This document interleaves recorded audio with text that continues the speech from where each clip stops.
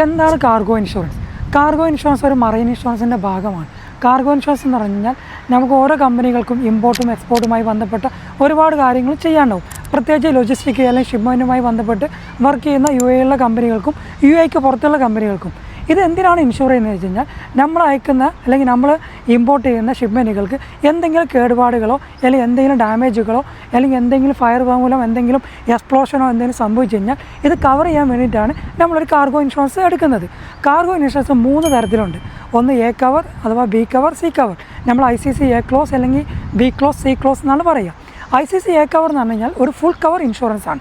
ഇനി ICC A കവറിൽ എന്തൊക്കെയാണ് കവർ ചെയ്യുക?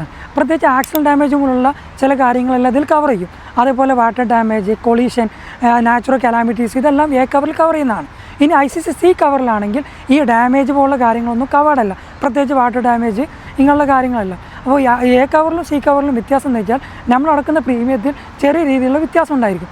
ഇനി നമുക്കിതിൽ ആഡ് ഓൺ ആയിട്ട് വാർ കവറും നമുക്കിതിൽ ആഡ് ചെയ്യാവുന്നതാണ്. പ്രത്യേകിച്ച് ഇങ്ങനെയുള്ള ഒരു കണ്ടീഷൻ ഇപ്പോഴത്തുള്ള കറണ്ട് സിറ്റുവേഷനിൽ ഈ കാർഗോ ഇൻഷുറൻസിന് വളരെ വലിയൊരു പ്രാധാന്യമാണ് ഇപ്പോൾ നിലവിലുള്ളത്. ഇനി നമുക്ക് ഈ കാർഗോ ഇൻഷുറൻസ് 2 രീതിയിൽ നമുക്ക് എടുക്കാൻ പറ്റും. റെഗുലറായിട്ട് ഷിപ്മെൻറ്റുകൾ അയക്കുന്നവരാണെങ്കിൽ ഒരു ആനുവൽ പോളിസി, നമ്മൾ ഓപ്പൺ കവർ പോളിസി എന്ന് പറയാം. നമ്മുടെ ഒരു ആവറേജ് ടേൺ ഓവർ വെച്ചുകൊണ്ട് നമുക്കൊരു ഓപ്പൺ കവർ പോളിസി ഇമ്പോർട്ടിനോ എക്സ്പോർട്ടിനോ വേണ്ടി നമുക്ക് എടുക്കാം. അല്ലെങ്കിൽ ഇത് ടുഗദറായിട്ട് നമുക്കൊരു ഓപ്പൺ കവർ പോളിസി നമുക്ക് എടുക്കുന്നതാണ്.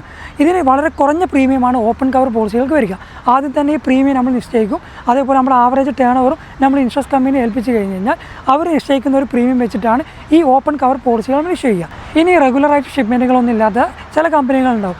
എപ്പോഴെങ്കിലുമൊക്കെ ഷിപ്മെൻറ്റുകൾ അയക്കുന്ന കമ്പനികളാണെന്ന് വെച്ചാൽ അവർക്ക് സിംഗിൾ കവർ പോളിസികൾ എടുക്കാം. അവർക്ക് ആവശ്യത്തിനനുസരിച്ച് അവർക്ക് ഇൻഷുറൻസ് കമ്പനി ഏൽപ്പിച്ച് കഴിഞ്ഞാൽ ഇതേപോലെ തന്നെ ചെറിയ പ്രീമിയത്തിലൊരു വ്യത്യാസം ഉണ്ടായിരിക്കും ഓപ്പൺ കവറിനേക്കാൾ. അങ്ങനെ അവർക്ക് ആവശ്യാനുസരണം അവർക്ക് പോളിസികൾ ഇഷ്യൂ ചെയ്യാൻ പറ്റാവുന്നതാണ്.